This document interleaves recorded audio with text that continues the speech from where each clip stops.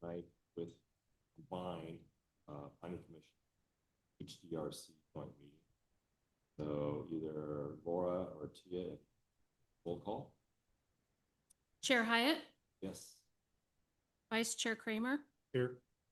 Commissioner Galliard is absent, Commissioner Lemberg is absent, Commissioner Hobbs, Here. Commissioner Costa, Here. Commissioner Haswell, and Commissioner Friesen. Here. Thank you. Okay, if we would all rise for the Pledge of Allegiance.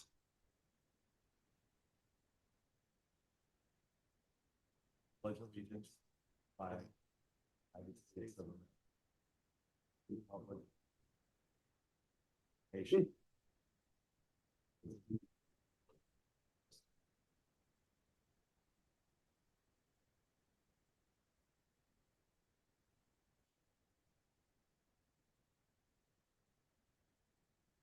Okay, so our first item tonight is public comment. This is an opportunity for anyone from the public to speak on items that are not on the agenda tonight.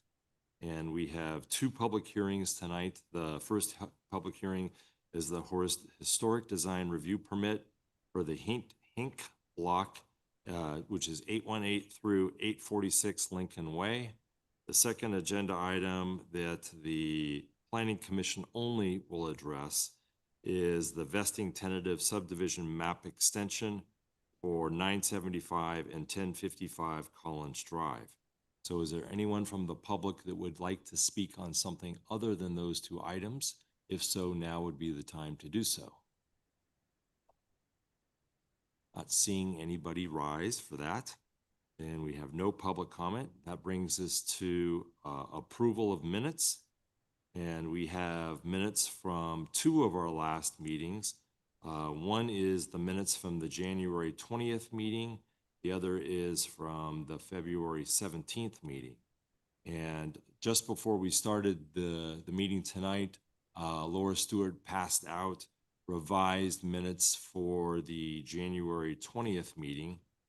So I don't know if you've had a chance to take a look at those, but if so, is there anybody that would like to make a motion for the approval of the January Planning Commission and HDRC Commission meeting minutes? I'll make a motion to approve the revised version of the January HDRC and Planning Commission. Thank you. And Laura, can you do a roll call, please? Chair Hyatt, Yes. Vice Chair Kramer, Aye. Commissioner Hobbs, Aye. Commissioner Costa, Aye. Commissioner Haswell, Commissioner Friesen. Aye. You. Okay, and then the second minutes are the February 17th minutes for the Planning Commission. I looked over those. I thought everything was in order, and I'd like to make a motion that we approve those minutes. Do we have a second? And Laura, can you take a roll call on that, please? Chair Kramer, I'm sorry, Chair Hyatt, Aye. Vice Chair Kramer, Aye. Commissioner Hobbs, Aye. That's a quorum, so Okay. that should do it. Okay, thank you. Okay, so that brings us to our public hearing for the Historic Design Review Commission meeting, or Historic Design Review Commission. And this is for a Historic Design Review Permit on the Hink Block 818 through 847 Lincoln Way, file HDRP 26-01.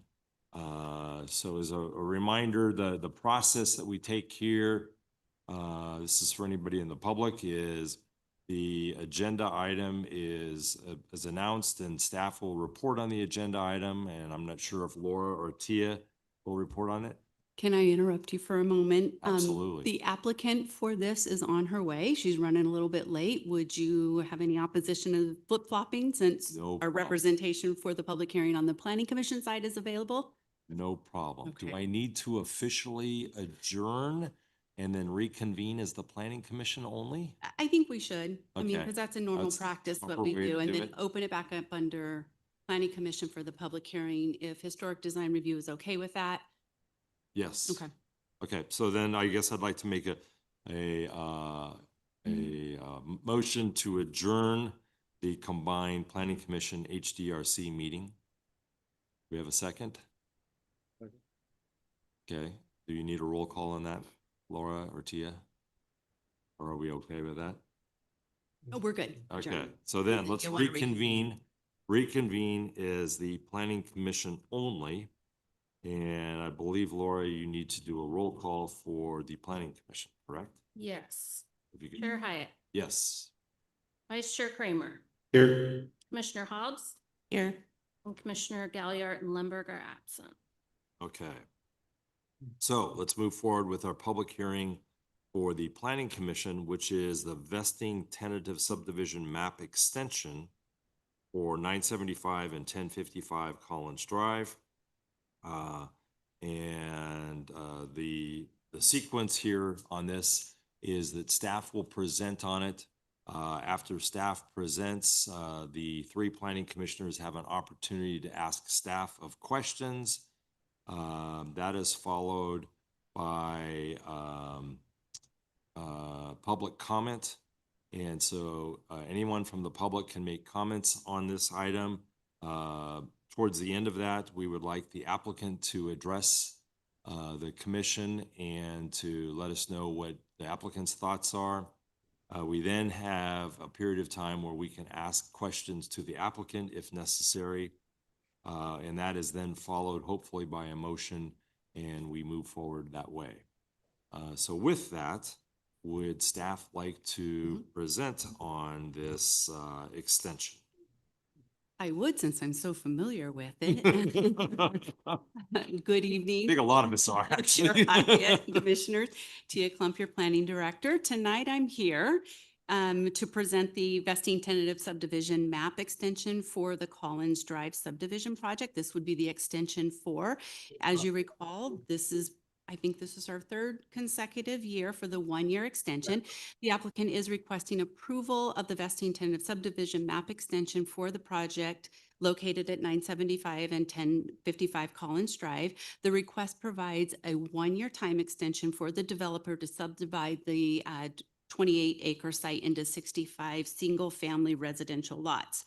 As it has been in the past, prior years, we had the original subdivision was approved in 2019.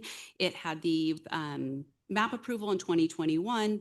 Then per our code, allowed them to go through April 29th of 2023. And then the Subdivision Map Act allows for a total of 6 years in 1-year increments, which in local regulations are superseded by the state. So the state regulations do apply. Therefore, they are afforded a total of 6. This would be their 4th of the 6 extension. The map does currently expire April 29th of 2026. This 1 year would give them their 4th of the 6 and get them through April 29th of 2027. There are no changes to the map. Everything stays the same. This is just for an extension of time. As previously, the applicant, Chip Collins, Bayside Holdings, is available. I think he's called in on Zoom, so we'll just hear him on voice. We're not having him on the screen. Okay. And then Casey is here, which you've spoken to him before. He's from the engineering representation. That concludes staff's report. If you have any questions, you know we're here for that. Casey's here, and Chip? Yes, can you hear me? Chip's here. Yes, we can hear you. We can hear Okay, you. good. I'm here. Thank you for dialing in. Perfect. Okay, so with that, do any of the commissioners have questions of staff on this extension? Commissioner Kramer? Yeah, I brought this up last year as well. So like some of these conditions change as we go through time. Correct. So it probably would be good to modify them here instead of just carry them over, but Well, because the building code cycle changes as well for the new code cycle. So those parts will be addressed when they submit for the building permits. Everything will be have to brought up to the current code cycle. So we're kind of in that unknown. We just went through the new 2025 building code cycle. That is technically a 3-year cycle. But not knowing when they're actually going to submit for the building permit.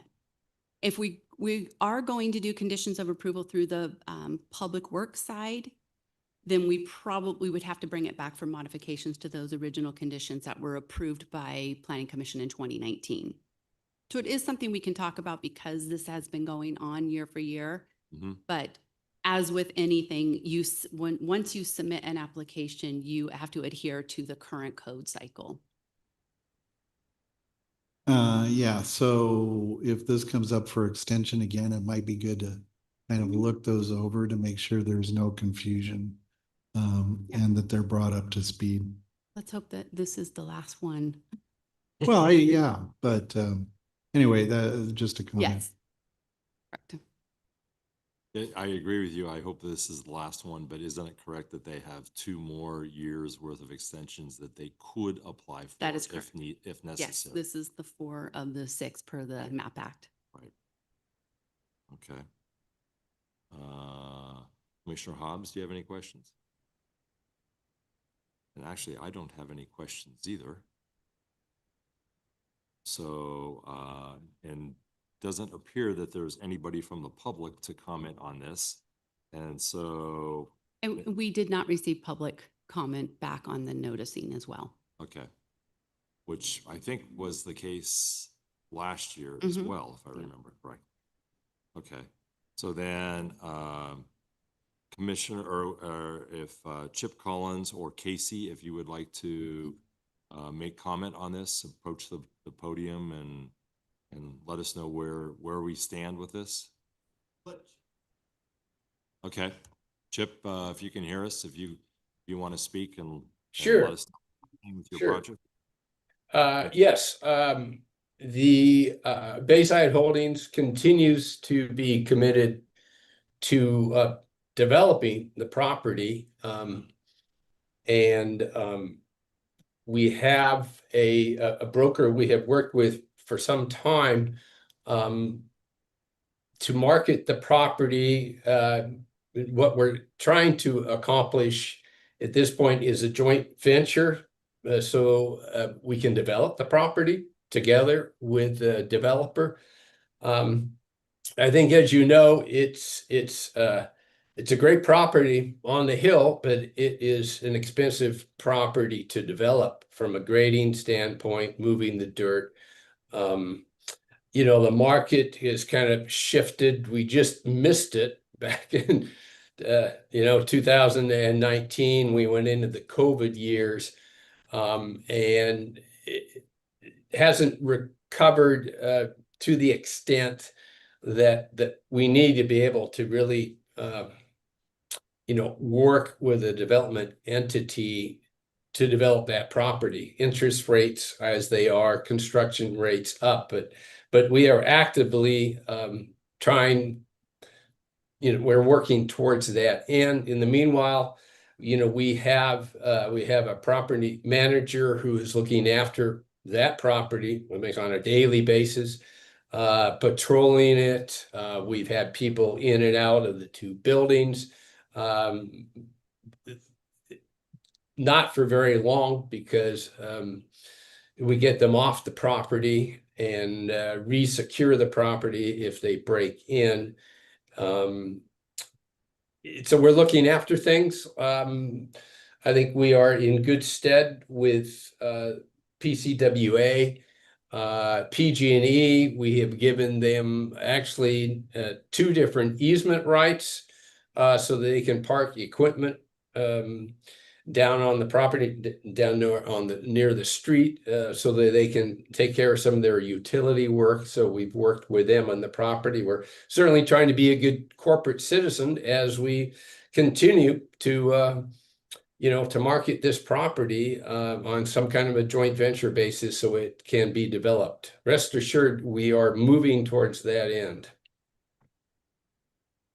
Yes, I recall seeing some activity going on right there, pretty much at the intersection of Collins Drive and Mount Vernon. And I think it was PG&E, but I'm not certain. So what activity is happening there? And I'm assuming that that is not related to your property. No, that would be related to the easement with PG&E. Yeah. They have access to, I think, approximately an acre of land. And of course, they have to return that land in the same, same shape. And they've done this before. This is the second, perhaps third time over the course of the year since Bayside has owned the property that we've worked with them on that. And we've had a good working relationship with them. Good. Do any of the commissioners have questions of Chip Collins? No? And Casey, I don't know your last name, but I'd like to give you an opportunity to speak. Good evening, Casey Fikert, TSD Engineering. Okay. Thank you guys very much for this opportunity. The plans, keep it easy, civil engineering, the plans are technically correct. We have improvement plans, we've got grading plans, we have a final map ready to go. So I'm also out there helping Chip try to find a builder that could or what would like to come up there and build. And we've been providing information to potential builders throughout over the last 2 years. And we'll continue to do that and try to get somebody up here to build these improvements. So, but the comment Chair Kramer brought up about conditions of approval and design standards. So yes, currently for the civil plans, there hasn't been any design standard changes yet, but we agree with you. TSD will take it upon ourselves as well to kind of keep a close eye on if there are any big development standards that may have changed, we'll update as well. But nothing has so far. Okay, thank you. Okay, thank you. Any commissioners have questions or comments of Casey? No? Okay. So with that, do any of the commissioners is there any commissioner that would like to make a motion?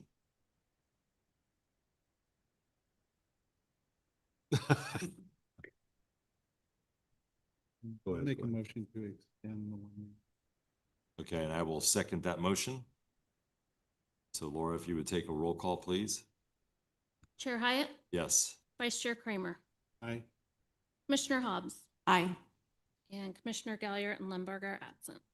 Okay, so congratulations, Chip and Casey. You have another 1-year extension on this. We hope that within this year, you're able to find whoever it is you're looking for a joint venture and to move forward with this project. You know, new housing in Auburn is always something that's desirable, and so it would be nice to see this move forward. Thank you. Well, very good. Thank you for your time, and we will continue to work closely, with the city and respond to any concerns that you might have along the way. Excellent. Okay. So that closes out that item. Let's not go into staff follow-up reports at this time. Let's go back. I'm assuming that thank you.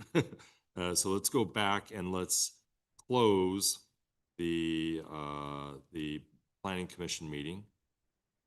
Do we need a motion I will make a motion to close the Planning Commission meeting here on March 17th. Do we have a second? Second. Okay. Do we need to take a roll call, Laura? Okay, so that closes the Planning Commission meeting for this evening. So let's go back and let's reopen the Historic Design Review Committee. We've already taken a roll call, so I don't believe we need to go through that again. And so let's start out with the Historic Design Review permit for the Hink Block 818 through 846 Lincoln Way, file HDRP 26-01. And staff, would you like to introduce this item, please? Certainly. Again, Tia Klump, your planning director. Good evening. The applicant is requesting a Historic Design Review Commission approval of a Historic Design Review permit for exterior building facade paint and re-roof of the existing wood shake awning with metal standing seam associated with the Hink Block building located at 818 to 846 Lincoln Way in the downtown Auburn district. This property does involve Downtown Historic District, that's why you guys are here this evening. The existing building known as the Hink Block is a contributing building to the Historic District. According to the Historic Resource Inventory of the 1986, the facade along Lincoln Way has undergone extensive alterations over the years, largely due to the building being divided into 9 sections. The existing building consists of plaster on the upper elevation and brick with glass and metal storefronts on the lower elevation. An approximate 204 linear foot of the cedar shake awning shades the lower elevation. In your staff report, and you can see that existing cedar shake. The project applicant is proposing repainting the exterior building body and trim and re-roof the existing wood shake awning with metal standing seam as shown in Figure 3 of your staff report. The existing frame and support posts along with the existing water diversion system will remain. The gutters and downspouts painted to match the metal standing seam material. Because this project is located in the Downtown Historic District and pursuant to Section 159 of 497 of the code, the proposed exterior building changes does require approval of the commission. Replacement of building materials with different materials, including re-roofing of buildings and painting a building if the colors used are not similar to the existing colors require HDRC. Staff has reviewed the proposal and does request for the HDRP permit, provides the following. You have the building elevations as Exhibit B in the project plans. The existing building facade will be updated to include the new body paint and trim, and then the new re-roof at the existing awning. The current colors of the building is existing, a tan beige, faded over the summers, right? Will be changed to dark gray. These colors are in the historic color palette from the Sherwin-Williams that HDRC has reviewed over the last couple years. Again, you'll see in your staff report, the body and the trim. I do have the full swatch from Sherwin-Williams if you want to take an actual look at those as well, but these are colors that I did take them right off the Sherwin-Williams. So give or take with the printing.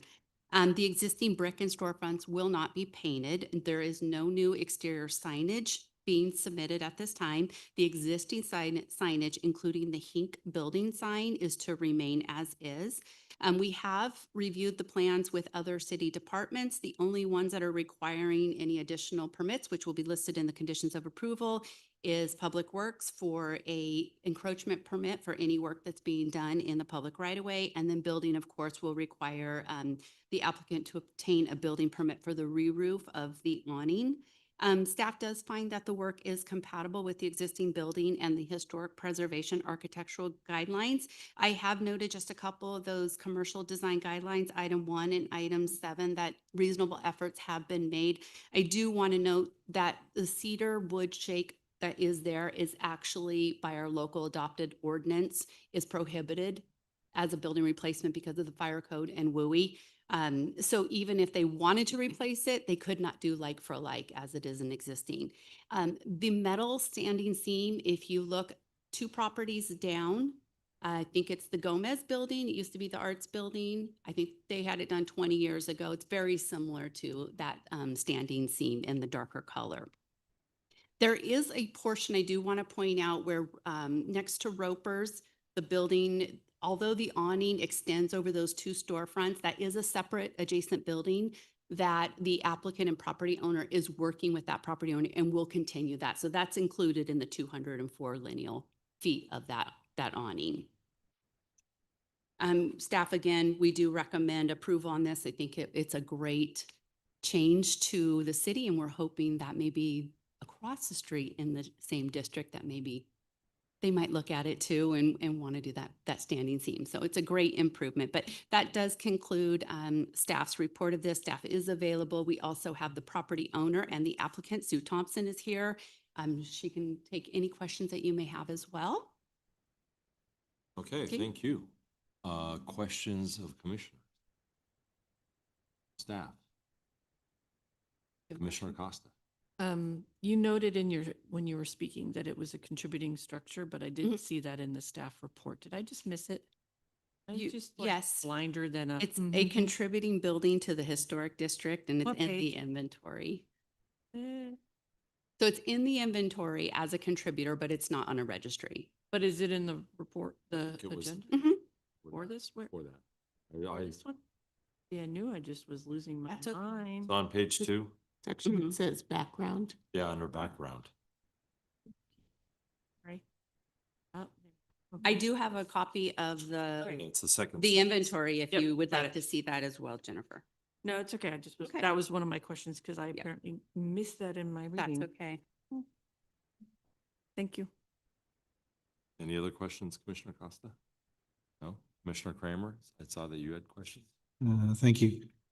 So the uprights that support the structure, are they proposed to remain? The, Above the awning? no, the support structure. Oh, the support structure stays the same. Okay, so is that going to be repainted Mhm. as well? Yeah. And repaired to the extent that, Absolutely. That'll be part of their building permit for the awning, the structure. okay, thank you. Second question, kind of similar to that, or would that also include the light pole that has been, and that may fall under PG&E's jurisdiction, but there It was. may, but the applicant property owner may have a better idea of that. You want to come up to the podium? Come up and introduce yourself.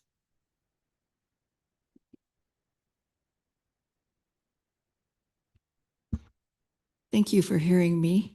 And I want to apologize for being tardy too. But the light pole, I really don't have any jurisdiction over. Some people ran into it. And so I went and spoke with Mengel about it, and he had it put back up. I know that that's an issue on that street.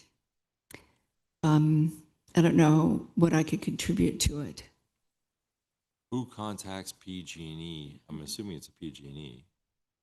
Okay, so who contacts PG&E about that? Is that Staff can, yeah. Okay, so that's Yeah. Mengel's, Separate from the project then. yes. Yeah. sounds Not like something to consider. Yes, if it does need to be repaired, absolutely, we can take care of that. I think they fixed it. I think it's straight now and off of the awning. it. Okay, Perhaps someone hit it again. It's gone. PG&E took it down. Okay. They did. oh, Yeah. they took it down? They took it down. Yeah. Okay. It was a hazard. Any other questions of staff? I've got a question for you, Tia, and that is, you commented about how there's an awning just up the street that is standing seam metal roof. Once this project, the Hink building, is replaced with standing seam metal roofs, will there be any other awnings that you know of that are still cedar? Directly across the street. Oh, that's right. But those are individual property owners. We Right. just have to be very fortunate that Ms. Thompson owns the whole block, so it's easier to do it all at one time, but yeah. Gotcha. Okay. What? Okay. Okay. I didn't have any other questions of staff. Did anybody else? No? Okay, Ms. Thompson, would you like to comment on your overall project so that we have, we have a general idea of what's going on, but if you had any comments that you wanted to make to us, now would be the time to do so. Well, I just wanted to say I'm really anxious to get started. I think it's going to be really, really nice. And all the tenants are really happy about it. And I think it'll just be an enhancement. Uh-huh. Agreed. Thank you. Do any of the commissioners have questions of Sue Thompson? Go ahead. How did I know Jennifer was going to ask a question? We was like, curious we if we you- like that. A couple questions. Did you look at any other, I understand that we can't do shake, but did you look at any other materials? noticed, did. Like I drove around, I was curious to see what other materials you looked at or I- thought of. I did. In fact, I was leaning towards actual corrugated Yeah. rust. Mm-hmm. Totally cool, but it was a little maybe too rustic. Okay. And after speaking with Jonathan and Tia and a couple of other people downtown, it seemed like a better idea to do the standing seam. Yeah. The building's more sleek and modern versus a brick Mhm. like the one across the way. So that makes sense. I just wanted to ask. There's I don't know what to call it, that fabric that kind of goes around by the India, like what's going to happen with that? It's going away. Okay, pretty. Let's see. I think that was it, because I did drive around. There's standing metal seam at the art gallery. There's standing metal seam, a couple other, Trepazzi, and then there are, Monkey Cat has corrugated. So there's definitely a precedent for having these materials in and around. Mhm. And it's going to be a dark color. It is. Yeah. Do we worried at all about heat underneath it or anything like that? Or generating more? You know, I didn't think about it in that way because there's quite a bit of space between the roof and the under portion. Ventilating and what I was thinking of, first of all, just to tell you, is a straight flat with cable, because that's kind of a cool look. I'm trying to go for the cool look. Yeah. And the problem is the heat, because you've got that sun coming in on that side Yeah. and it just blasts through those windows. And so it was better just to keep it like it was. It was well thought out the way it was designed in the first place. Okay. That was it. Thank you. Thank you. I appreciate your comments, Austin. And does anybody else have comments or questions? Do we have a motion? Go ahead.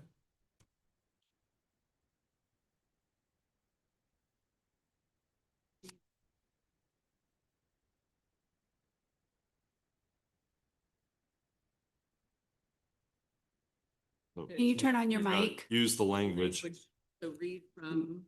item A, recommended. Item A. Perfect, okay. There we go. I make a motion to approve the historic design review permit, Hink Block 818 to 846 Lincoln Way, exterior building facade paint and re-roof existing wood shake awning with metal standing seam. File HCRP 2601. I second. Thank you. Okay, we have a roll call, Laura. Chair Hyatt, Yes. Vice Chair Kramer, Aye. Commissioner Hobbs, Aye. Commissioner Costa, Commissioner Haswell, Aye. Commissioner Friesen. Aye. You have a unanimous approval? Thank you very much. Well, thank you for bringing this before us. You bet. Can't Okay, wait. okay, great. Okay, so that concludes the public hearing process of tonight's combined planning commission and HDRC meeting. Next is we have staff follow-up reports. You're on, Jonathan. Good evening, Chair. Good evening, Planning Commission members, hey, members of the HCRC. Been a while. Certainly lots of things going on. Let's start real quick with the fun stuff. We've had a lot of businesses that are starting to either open or in phases of getting open. One of the most exciting and unique ones is the Hour in the Tower, which is the escape room. It received its occupancy on one of the rooms and has been open on the weekends from, I believe it's Saturday and Sunday, it might be Friday, Saturday, and Sunday. And she's working on 3 more escape rooms up there, or excuse me, puzzle rooms up there. So it's going to be a very, she has put a lot of thought into this. So if you go over to, it's on High Street, right across from the Visitor Center, it's a funky little door, you'll see it. If you go in there on the weekend and just check it out, it is really something. So she's really put a lot of thought and time into it. So, Is that property that's been leased from the vault? correct. It is isolated and separate from Separate the vault. ownership. Correct.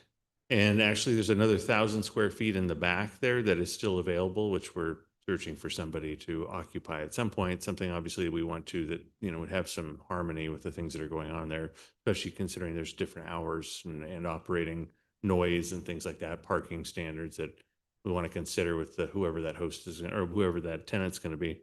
So that one's very cool. Another very cool one, Marketplace on Elm. I don't know if you've seen this.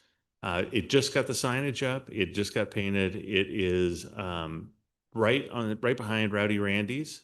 Some people say it used to be the Mad Hatter, but apparently for a short period of time, because other people go, that's not the Mad Hatter. So, but directly behind Rowdy Randy's, facing Elm, is a very, it used to be an office building. Has a 2-story open area with a mezzanine on the inside.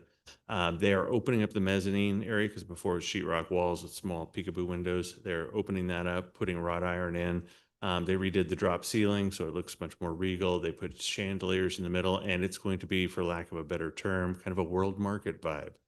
So they're specializing in unique one-off furniture, but they're also doing an area of kind of like delicatessen, non-perishable foods. So there'll be, the pickled items, the unique jams, those types of things that'll go along with it, which would be, something somebody's going to go down to the river, maybe would enjoy picking up some of those items on their way down to go to a picnic. No large furniture. The biggest thing that she says she wants to do is put in chairs. No sofas, things like that, but they're all going to be unique pieces. Lamps, tables, smaller items. So can hardly wait to see what that turns into. The owner is very ambitious. She came to me about 1.5 years ago, said, I want to buy something, what's for sale? And we talked about some things. She left, she came back, she said, I'm in escrow. I'm like, wow, she's really going to do this. And she's been working through it ever since. She wants to get open by the end of this month. It doesn't look like that's going to be very likely. I would say it's probably closer to mid-April. But keep an eye on it. It's moving right along at a rapid clip. She's really trying to put as much into it. She's also got some area to the back there. There's 2 separate buildings. They bought both the buildings. So the one on the back side that faces what used to be US Bank, that one's also available now. So we're looking for a tenant for that. It's office space, but it could be used. It has really high ceilings, could be used for a number of different things. Obviously, we try to be as flexible with our zoning code as we can to bring in good businesses that fit the things that we need to diversify, our downtown or old town areas. This obviously being one, the marketplace, that's going to be something unique to anything around here. So very cool. I just got word from Dallas that the vault is scheduled to open, not this weekend, but next weekend. That Friday is going to be their grand opening. I said, you're not even in town. You're working somewhere else right now. How are you going to do this? He said, don't worry. I will be open on Friday. So put that in your calendar. Should be pretty exciting. If you kept an eye on things, the patios coming along. The core team planters, as he said, are in. They got planted. He's got some of the decorative bistro lighting that he discussed putting in. None of the big signage is in, but remember, you guys reviewed this whole thing, and he's done a pretty good job of keeping it within what he said he was going to. So things are really moving along there. We had a vintage and antique mall open in February. It's a pop-up mall. It's very interesting. They were looking for a warehouse space out at the airport. They said, we do these things all over the place and people show up. I mean, it's really big following. I said, why would you just keep bouncing around? Why wouldn't you try to find a place where you could just settle down? And if you want to pop up, but then people know where they're going. So they're on East Placer at the rear of what used to be the Persian rug store. So if you remember Mike Murphy's Persian rugs, right behind there, believe it or not, there was 5,500 square feet, which now contains 15 different vendor booths. So she co-ops out this whole area to a bunch of different people that then during the month go out and search out for antiques and unique finds, bring them to the little store. They open for a weekend and really just clears it out. And then they start over again every month. So I thought, hey, it'd be great to have a couple hundred people just showing up in town, looking to go to this place and realizing what a great, restaurant we have and what all the things we have going on. So kind of it's unique, but again, we're diversifying our economic portfolio. I've literally shown that spot. I've been here almost 5 years now. I've shown that spot almost 24 times. Wow. I mean, Two Ass and I went back there a couple times. I mean, we've been I had a distillery. We've had a rock climbing gym. I mean, I've worked every angle I could possibly do to get somebody in there, and it's finally worked. So pretty exciting. And the other thing just to note, and this is a long way off from getting done, is the PG&E building is going to be also something very exciting. He has ramped up production on the inside of just kind of getting things in place to where they need to be, not really, building anything, but working with the architect to kind of get the layout. But recently talking about actually expanding and creating some outdoor space there along the side that would be facing East Placer. So if you look at the PG&E building, which is right next to our East Placer lot, right across from the Gold Country Mall, There's two accesses to it, one on the right, one on the left. The one on the left is kind of a narrow little way, but talking to the fire department, talking to the fire marshal, seeing if that's an opportunity maybe to close that off and put a landscape area there and outdoor dining. That would be highly visible from the clock tower where people are looking up High Street and going, wait, what's going on over there? It also has ample parking there with the East Placer lot. So a lot going on. And what he's talking about as a tenant there would be really something interesting. I only liken it to maybe like another ale house type of thing where we have an Old Town, which if you look at the statistics between the Station Public House and Auburn Ale House, those are our real anchors. So this creates kind of another anchor possibly, which would bring even more people here. We haven't seen what the vault's going to do or where the demographics are going to come from there. But again, lots of diversity in our new businesses that are starting up. I want to mention we have two opportunity sites that aren't something that are readily being advertised. A lot of the little stuff is, you can kind of see it around, but this one is the First Community Bank at the top of Upper Lincoln. So right up from the Hank block, as you're looking up where it makes a curve there, you see the First Interstate Bank building. There's kind of that drive-through tunnel. Then there's another building right in front of it. I think it has an art gallery in it, or it did. Those are all coming up for lease. And the First community is not wanting to continue in their location there. So this is a unique thing. It's 3.5 acres of property. It's owned by the railroad. You have to get a lease. Then you'd be leasing, you'd own the buildings, but be leasing the ground. And I need to find somebody that's interested in that because it's over 100,000 square feet of buildings and 3.5 acres at the end of Upper Lincoln. I mean, it could be something spectacular with the right group looking to invest. I brought several people up there. A lot of them want mixed use. Unfortunately, because of the railroad, they don't want to have residents that close to the rail line. So they want to keep it as some type of commercial or industrial use. As we know, office is not in high demand. So that's what it really is a lot of. But finding somebody that might do a large retail area or even looking at making an artistic, art gallery and running through. There are some repairs that need to be done. The buildings has some deferred maintenance. I think the bank at some point went, maybe this is, we're at the point of diminishing returns for us because they admittedly said they're not in the business of renting property. There's just not them. So that's kind of why things have been the way they are. But that's a very unique site. If you know somebody looking to invest, I have a lot of information on it. I want to get it out to everybody because so far the leads I brought have not panned out. And we got about 1.5 years left before their lease is over. And I'm really trying to make this very seamless. And right now we don't have a lot of activity there anyways, because all it is the bank and a couple of little one-off office spaces. The other one is the old Sears location. It is technically on LoopNet, just came up. But I want to put this out because it went through a lot of renovation, kind of hard plumbing and things like that to become a Mexican Mexican market with a deli and everything else. So they've got the oil separator in, they've got a lot of the pieces in that something like that, which I thought was a great idea, would go in there fairly well. So I'm just throwing these things out there in case people that are interested in doing an investment or have an idea of like their favorite Mexican market they go to and know who that owner is. So I could reach out to them directly. I'm looking for leads and people we can bring in on that because, we don't want to just have it go into something like a secondhand store or something later on, that doesn't overall benefit that area right there and add to those other ancillary businesses that are there. We're looking for something that would provide some synergy and is unique to Auburn. So can you elaborate on that? You said, we were talking about the Sears building, but you said improvements were made, but then there's an investment made by the former tenant that never panned out. They ran out of money. Okay. And so you have the grease trap that's in, which took a long time with the health department. I don't know if there's any improvements inside the building other than those things, but that took a lot of time to get through the health department to get all those things put in. So one of the major hurdles is done. Now it's up to somebody to kind of sweep in and finish this project. So you're looking for a possible person to lease that property. Right. And of course the city would help them negotiate and do whatever they need to do. So those are my two big ones that just kind of throwing them out there. Today is St. Patrick's Day and we have this great entertainment zone and people can walk outside of a business with their cup of their favorite adult beverage and enjoy Auburn Old Town, Auburn Downtown, except for not today. So I did not have the forethought when putting this thing together because we were under a lot of pressure to try to get it in before the holidays to even think, wow, what about, these other holidays? So next month, I will be bringing back the entertainment zone ordinance for a revision. It doesn't come to you guys. It's not technically a land use thing. It's a business thing. But just letting you know, because I explained it to you guys originally when it first came out, what it was, and I'm trying to keep you in the loop on the changes.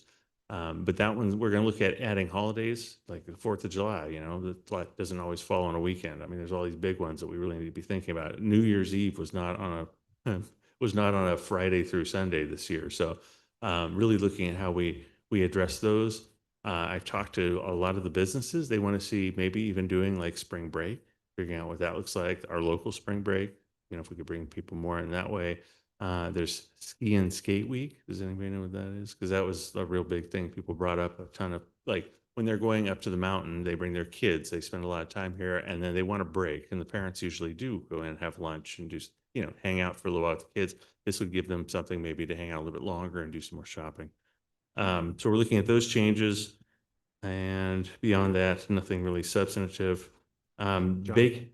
Real quick on Yeah. that note, have we thought about like UTMB weekends or some of the other race weekends where we've got a lot of folks in and including some of those? Anything on a weekend is already open. Okay. But That's like one of the things we're like, coming hey, in Thursday or Wednesday, Thursday, and it's the whole. yeah, technically Just the thing kicks off on Friday. That's when they normally have a street party and all those things.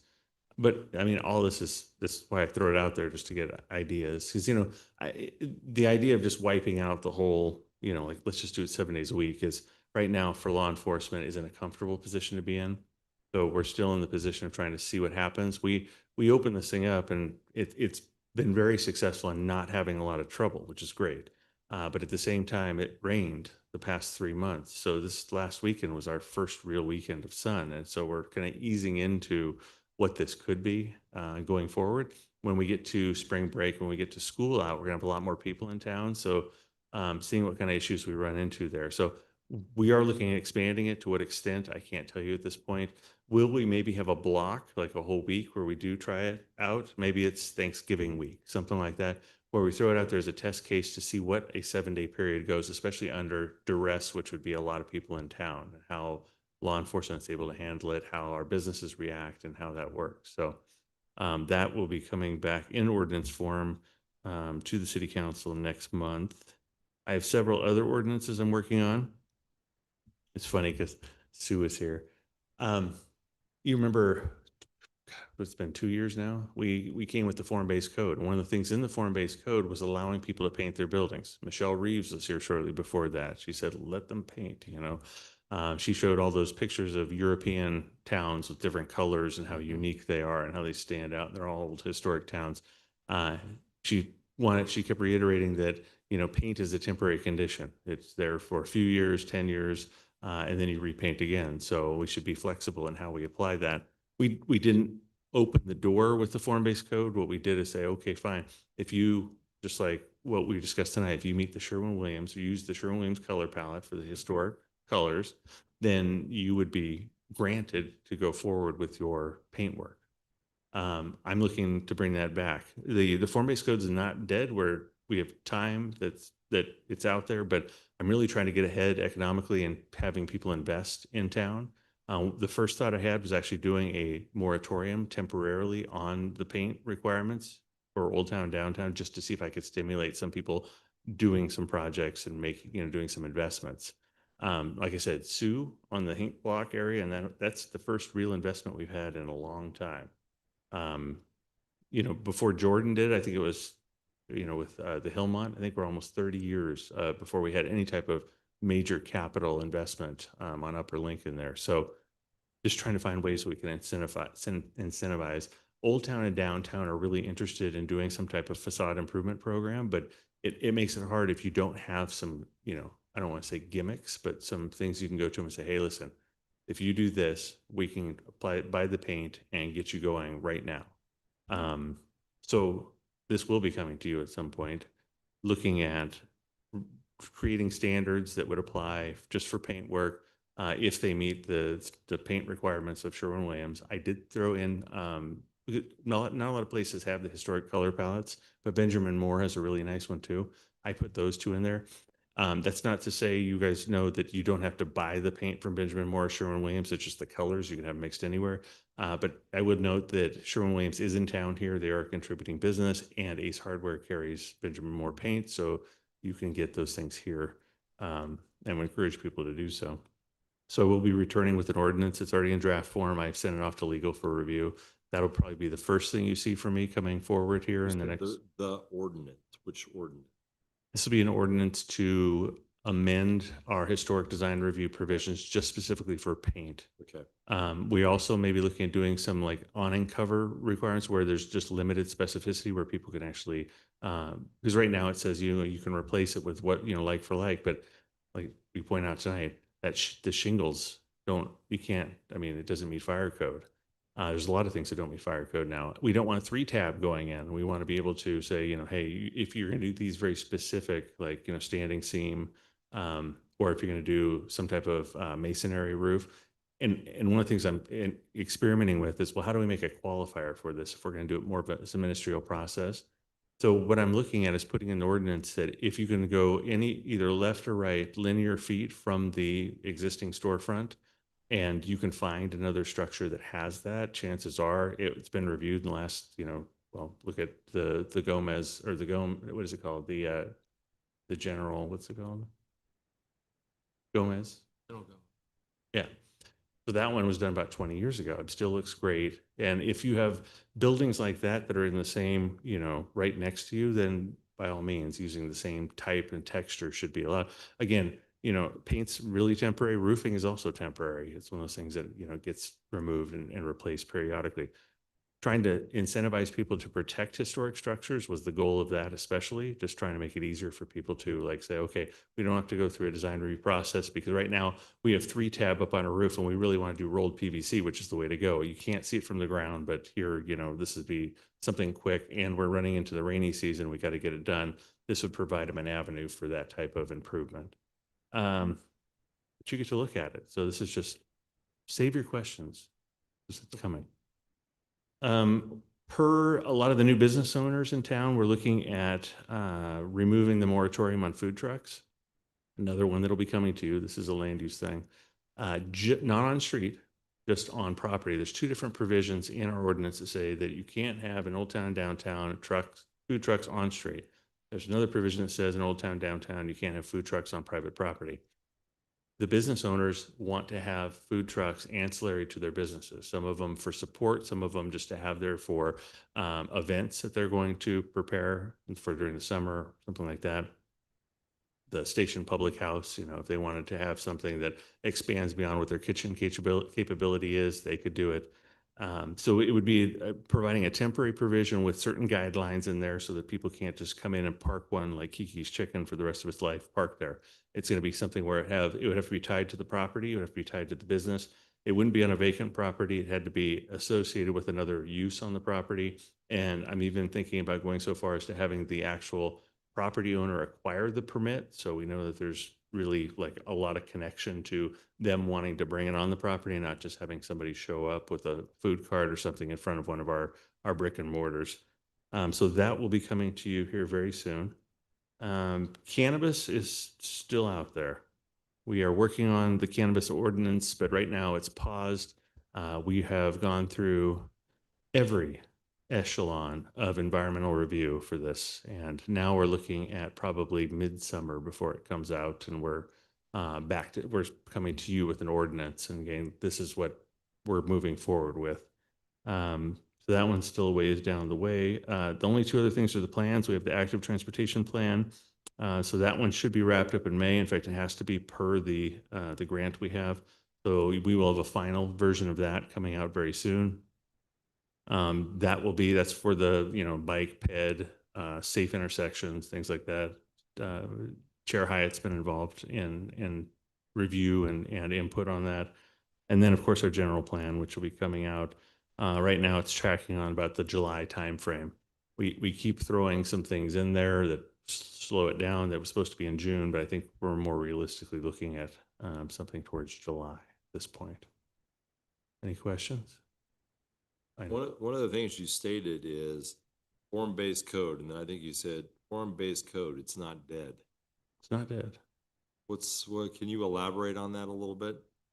So when we first started going, You make it sound like it's not moving forward.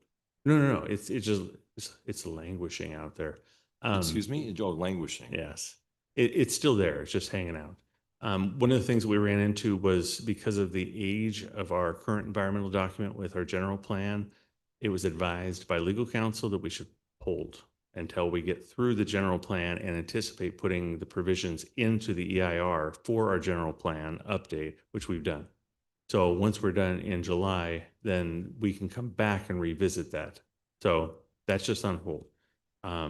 It probably will take a back seat to cannabis just because we are trying to move that one because it means some significant financial returns for the city right away if we get through the cannabis thing.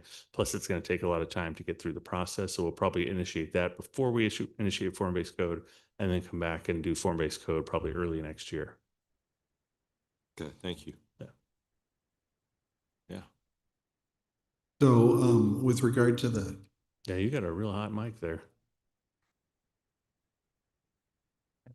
discretion, I think we ought to tread carefully on that to the extent that, we kind of want to see how discretionary, extensive. So I assume we're going to get a chance to look at that before it's fully cooked. I can definitely bring, once legal's done with it, I could bring back a version and present at the next next planning commission meeting. But I wasn't clear, you're talking about the cannabis issue or? No, the paint.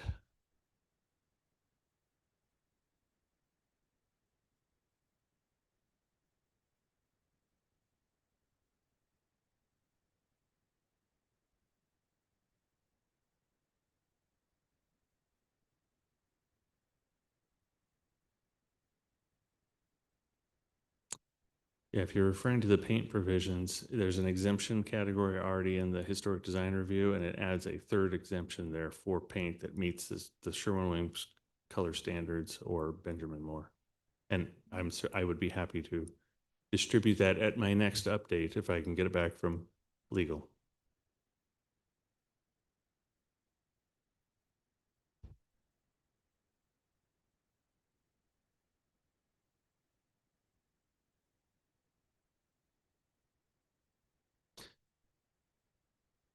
Right. And unfortunately, without agendizing a discussion about it, we would have to have a special work session in order to do what you're asking. I can distribute those things for you to look at ahead of time. And we can have a discussion on an individual basis if you'd like to do that. Otherwise, it would have to be a work session for each one of these things, which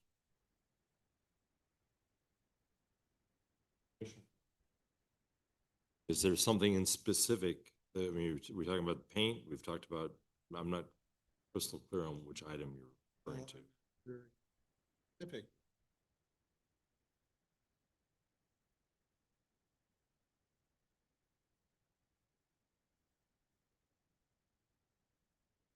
Okay, now I understand.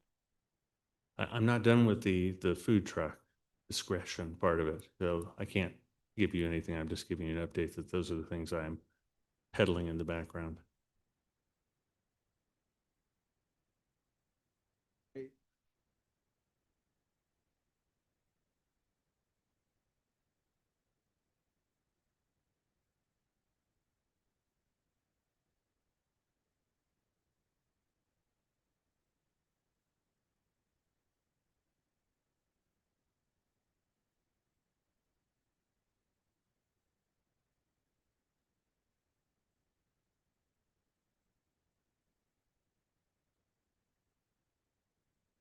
See,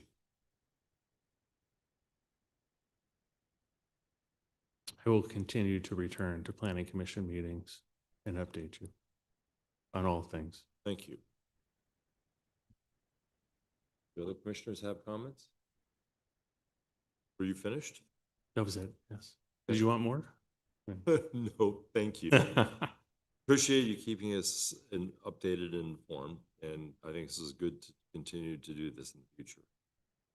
Lets you know what's coming. So Yeah. we can all kind of think about it. Okay. And then, so you've talked about a number of things. will be coming up in the future. Some of these things were July. What about Laura or Tia? Do you have specific items that you feel that would be coming to us next month in April? So our meeting is scheduled for April 21st. So far, we have one item that would be under the purview for Planning Commission. But we may have, and I think, correct me if I'm wrong, Jonathan, ATP Consult might do something in April. I know we talked about that with the consultant, so they may want to, okay. I don't have that confirmed yet to do for the ATP consultant to come and speak to the commission. ATV? ATP, the Active Transportation Yep. Plan. Remember, we talked about Okay. that? Right, So Fair and Piers. yes, correct. We've talked about that, but keep that on. And that would be, I mean, all would be welcome on that. It's just to hear a presentation. So yes, April 21st for sure. I don't know for HDRC yet, but definitely you'll be kept in the loop as things come in. One note on the ATP, we actually asked them to bring it back to keep you guys informed, because normally it's one of those ones that would kind of skip over the top of, this commission and this body. So we want to make sure that you guys actually had a chance to review it ahead of time too and have some input. Like I said, Chair Hyatt's been involved along the process, but it is a very in-depth document. It means a lot for our community as far as future investment. So we'll be making sure we bring that back before you. And applying for applying for funds. Right. It makes us eligible for more SS4 grants, which is what we use to get this funding Right, for this project done. right. Okay, Nothing further. He updated you for the general plan. We're still working on that. Like he said, we've added some things to it, so it has delayed it a little bit, but it'll be a more comprehensive plan to include everything we need. Form-based code, updated on cannabis. I think we're all updated on everything. I don't have anything further other than we should have a meeting April 21st. okay. Sounds good. Any other questions or comments from commissioners? Commissioner Kramer?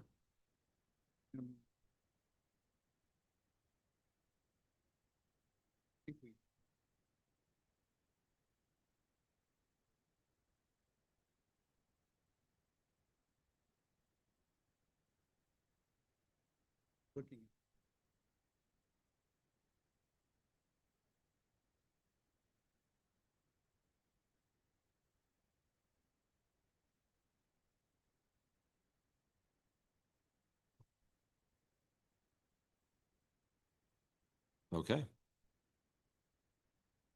So with that, do we have a motion to adjourn? I motion to Okay, all in favor? Aye. Aye. Aye. Okay, thank you.